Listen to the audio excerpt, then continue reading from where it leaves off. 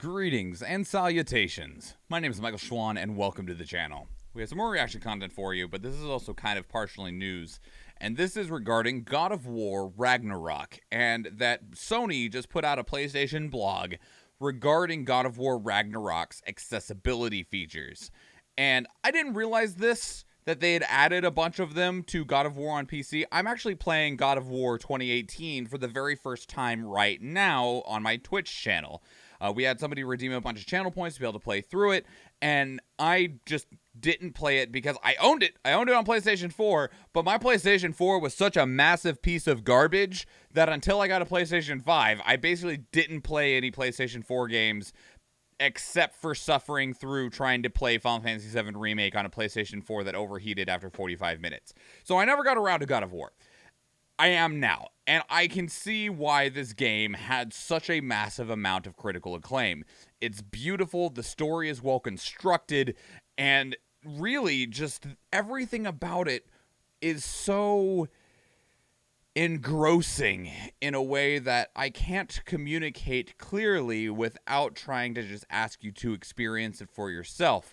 I got some other things in there that I weave in, but we're not reviewing God of War 2018 right now, and I'm not all the way through it. And I've actually not checked out hardly anything about God of War Ragnarok. I do know a little bit about what leads into this second game, and I do know that God of War Ragnarok is supposed to conclude this current arc in the God of War series. It was going to be a trilogy, and then it got moved to just 2 games. So here we are, but we're going to go over here, and we're going to go to this PlayStation blog, and let's check out some of the accessibility features that exist. Because one of the things that has come more and more to my attention is the idea of accessibility features. They weren't something that I cared about very much because I am a fully able-bodied person. So I don't think about the things that would be necessary. The largest accessibility features for me is like a master volume slider and subtitles. So yeah. But it is really cool to see the things that different developers are doing to encourage accessibility for people that might not otherwise be able to enjoy the experience of the game if they didn't have these features available. And it's not even just something as simple as an easy mode or a story mode. Those do help, but they're not always enough, and sometimes it can mean everything from removing rapid button presses, improving visibility features, audio things, and more. So I want to see what they're putting into God of War Ragnarok. Now, apparently a lot of these are already available in 2018 God of War on PC. So some of this will probably not be new, but you know, we'll find out what's going on. So they're bringing new changes to the realm. They've redesigned the UI for more flexibility and readability. Interesting. I don't feel like I've had many problems with the UI, at least if we're talking about the in-game menus. Rebuilt controller mapping. Yes. Everything should be able to be rebound, no matter what it is. Doesn't matter what you think it is, it should be able to be rebound because people can have deformities. They might be missing limbs, and it's important for them to be able to bind those controls to whatever their input device is that they have managed to be able to use in terms of accessibility of video games. There's more than 60 ways to adjust gameplay to suit your styles and needs. Okay, so here's the God of War 2018 PC features that have been added to Ragnarok. So we got sprint, auto sprint. You will sprint while the stick is held and stop when released. When auto sprint is active, you can begin sprinting by pressing move sticks forward for a short period of time in one direction. Persistent dot and always on reticle. Okay, this is really good if you need the ability to just see which direction you're actually looking at, and especially because God of War, at least 2018, you throw your axe a lot, and so being able to have a larger ability to focus on where that's going is definitely helpful. Aim style, you can choose whether toggle or hold. I hate toggle aim, so I didn't realize that was considered an accessibility feature. I prefer hold, but I can see where people might need toggle if they're not able to hold a grip for a long amount of time. Same with block, you can toggle or hold block. Okay, so these are new accessibility features coming to God of War Ragnarok. Subtitle and caption improvements. So not only have they... captions are here, and captions, I believe, now are basically bog standard when it comes to video games. I don't know how you don't put captions into your game at this point. So, but it looks like they've had the ability to, one, add in more things to the captions. You can have something along the lines of, just instead of subtitles, it is actually closed captions, which those are not the same thing. Closed captions include descriptions of things that are happening. And I don't mean in the way that a book, but you can see right here, water freezes is the example that they're giving. Oh, that did not zoom in the way that I wanted it to. That is a closed caption. Subtitles is literally just, this is what they're saying. This is telling you that there is the sound of water freezing, and that's the important piece of the difference between subtitles versus captions. Looks like you can also change the caption color, as well as adjust whether you have speaker names and speaker colors. So if you have visual disabilities that make it harder to see colors, if you have different types of color blindness, you could add the captions on in different colors. Fantastic. And, you know, it's small stuff like this that we might not think about, that I can hear, I can see, I can read, I'm like I said, I'm able-bodied. My brain wouldn't think you need to include the option to change the color of the subtitles, because the normal subtitles of just white with a black border, those always work for me. I've never struggled with being able to read subtitles, but that doesn't mean that that works for everybody. And this is why it's also really important that companies have at least consultants that have disabilities around to be able to inform them of, these are things that you should probably think about that you're not thinking about. Closed captions are usually so much better. Yes, they are. Just more info. More info is great. But for some people, it's really important, because if you're deaf, you would not hear the water freezing in this circumstance. You can change the caption size. That's fantastic. And change the colors. Speaker names, more captions. All right. Okay, so we got some clips here. I don't want to fight anyone. I'm too zoomed in for this to be working effectively. So this is them giving an example of I don't want to fight anyone. the new captions. I just want answers. See, and like, admittedly, this does not work for me. This green actually is more difficult for me to see than if it was white. But this isn't for me, right? All right, what else we got in here? This looks like another example of the captions. Stop thinking like a father for a Oh, moment. it's Start bigger. Thinking like a general. No. Okay, what else we got? Subtitle and caption background blur so that you can add to increase contrast to make it even easier to read. Direction indicator. Oh, okay. Well, hang on. This might be more caption stuff.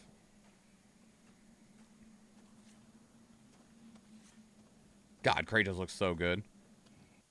Oh, no. Okay. I see. So this is the direction indicator. Critical game sounds now have an optional direction indicator that shows the direction the sound is coming from. I don't think this is necessarily it, but there is...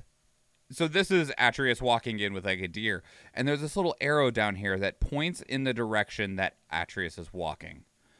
Now, one of the things that is becoming more and more common is visual direction indicators. If you've watched anyone play Fortnite, almost everybody plays with the directional indicators on in Fortnite, because it will give you information about things that you just literally cannot hear.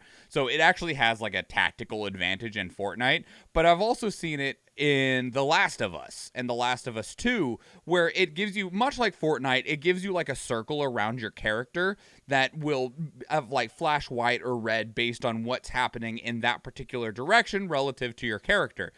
And they're just helpful. They're just really helpful things. But again, like, one of the reasons you don't see this is it requires extra time, effort, and therefore money on the sake of the developers. But doing this makes your game more accessible, which means more people get to play it, which could mean more money, and it just means that you care about more people than me, right?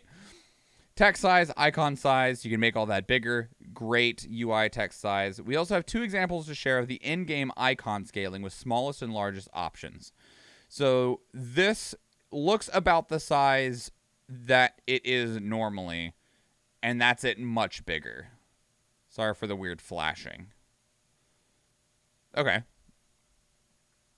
Controller remapping. Rebuild the remapping system allows you to customize your button configurations, wide range of presets, as well as custom remapping support. Fantastic. Please do it. Do it.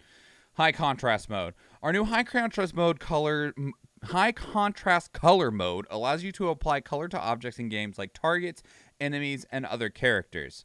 While inactive, this will apply a color layer to characters to make them more visible against the background. You can optionally desaturate the background to further increase the contrast. Traversal paint, loot items, and special effects can also be made more visible in this mode.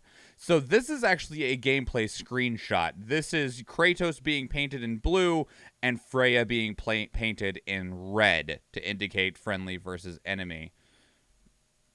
And here's another example where they've made Atreus in yellow, which I'm guessing they're putting as ally. Navigation assist. The camera navigation system allows you to orient your view towards your compass objective. When not in combat, pressing the button will orient your view in the direction of your next story goal. Question about that, though, in terms of the camera orienting, because here's one of the things that can be a problem with that. If all it does is turn your character in the direction of the icon, that might just face you in a wall. That might not be very helpful depending on how it's programmed, because the direction that your icon is versus the direction that you need to go are not always the same thing. Traversal assistance like gap jumping, vaulting, mantling, and other traversal features can now be automated based on the direction you press. Fantastic. Hell, that would be great just in general, because sometimes, like, I'll be climbing and I have to, like, swirl the camera around trying to figure out where the jumped prompt is so that he'll jump to the next ledge. Adds interaction-based moves like climbs, crawls, and squeeze through. Audio cues. We have linked a sound cue to each of the on-screen interact prompts, so that when using this feature, you can hear when an interact icon is nearby, as well as when the button prompt becomes active. Audio cues extend to additional combat cues like unblockable attack rings, I want it, targeting aim cues, and weapon swap cues. The volume of cues can be adjusted. Okay, so this is an audio cue example. Oh, okay. Just lets you know you're near something. So, you know, I know these are for accessibility reasons, but I gotta admit, I overlook some shit in video games, man. Having a sound cue that says, yo, you're about to walk over something that you could pick up sounds fantastic. I think only Tomb Raider have done that seamless when it comes to climbing, if I recall at least. Tomb Raider's climbing felt pretty good, but I have not seen it in quite a while. To celebrate Global Accessibility Awareness Day, we want to provide an audio-described version of the God of War Ragnarok reveal trailer that came out last year. Okay, let's go. So this is actually going to be the first time that I've seen this trailer, at least in recent memory. I might have seen it when it first released, but I don't remember anything about it, because at the time, I hadn't played God of War 2018 yet, and so I didn't really care. So let's go. This is going to be an audio description version. Logo, PlayStation Studios. A blizzard outside a dark cave, Snow White's out the entrance. Kratos, dark beard, bald head, ash white skin, and a red facial tattoo, is seated by a fire, making arrows. He wears a heavy fur cloak and leather armor. So, I do like what they're doing in terms of providing that information and detail. That said, I wonder if there's different voices, because the voice sounds so robotic and it's very clipped that, at least if this was me, like I don't know how much that it would be distracting for me versus helpful. Obviously, I'm able-bodied, wouldn't need it, but if I wasn't, it would be not quite what I wanted. It's still great to have. It's still better than not. But I'm immediately like, I don't know how much I care for the chick from TikTok's robot voice. Atreus, a teenager, yellow tunic, and leather hunting armor, approaches carrying a deer. He presents the deer to his father. Santa Monica Studio, logo in blue and white. Time is running out. Atreus clutches a marble. The prophecies say Fimbulwinter leads to Ragnarok. War is coming. Riding a wolf sled in a forest. My story doesn't end hiding in these woods. Freya rushes them. I should be out there, finding out who I am, who Loki is. She turns into a bird. I will not allow you to pick a fight with gods. Changing back, she attacks. I don't want to fight anyone. I just want answers. And if those answers lead to war with Asgard, Shield slams Freya away. Maybe that's what Mother wanted. we do not know what Mother wanted. In a cabin, I see Mimir that the nothing has Hex leads a changed. bolt. Well, I recognize that dour expression anywhere.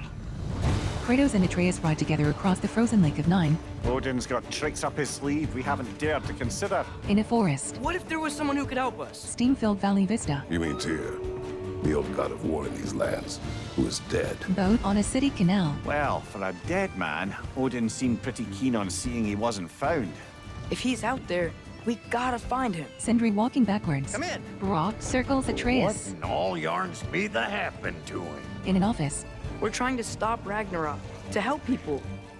And what if the only way to do that is war? Kratos grapples an enemy with his blades followed by a leap attack.